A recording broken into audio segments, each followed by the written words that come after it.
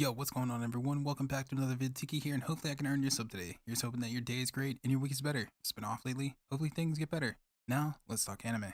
In the latest episode of Hoshi no Samidare, or Lucifer and the Biscuit Hammer, we see the knights gathered readying for the battle against Amamiya. This battle was one that Amamiya was eager to have and let out all the anger and frustration the Golem is having in this identity crisis. The knights give it their all for the first fight, and even Shimaki let loose with what seemed to be his strongest golem yet. The golem wielded a giant cannon with one hand and with the other hand eating rocks to reload its right-handed weapon. Even with this new golem, which was able to pelt Amamiya with immense firepower, the knights still came up short. Unimpressed with the performance of the combined strength of Shimaki, the golem user, and the knights, Amamiya threatens the knights and their families. After the exchange, Amamiya gives the knights 10 days to figure out a plan to take down Amamiya for good. Each knight sets out to devise a new technique. Even Akane gets in on the training behind the scenes. During this time, Subaru can develop a new technique that gives an extreme buff to the knight Yugi and Subaru are holding hands with. Akane was also testing out new ways to utilize the new way of how his power works. Akane is now able to cast an Yayoi heal that restores stamina, and I would assume that it can heal minor wounds, although this ability is a massive hit to his nerves and stamina. If used too much, Akane will not be able to endure a long battle. Yayoi being pushed by Hanako to pursue Amamiya prompted her to invite Amamiya to train in hopes that afterward he would want to have dinner with her back at her place. Amamiya accepts and enjoys the meal Yayoi had prepared, but Amamiya was in a hurry to rush out the door. I feel like he knew the reason for him being there, but was too nervous to talk about the elephant in the room. Thanks to Shay for calling out Amamiya and forcing him to acknowledge Yayoi's confession.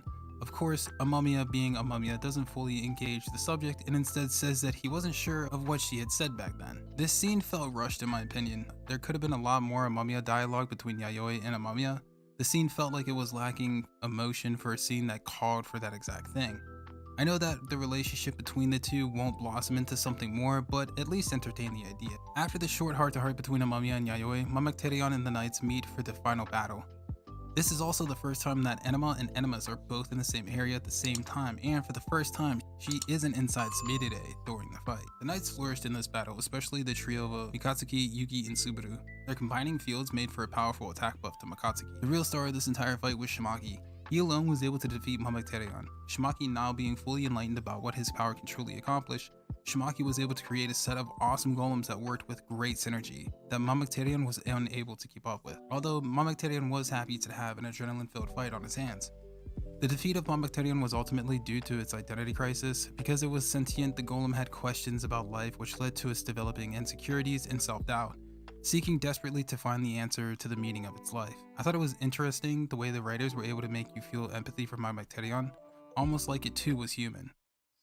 It was tough for Akane from his expression, Akane almost tearing up at the loss of Amamiya as if Akane was saying goodbye to what he considered his first friend. With the defeat of the golem, the knights found hope alongside despair.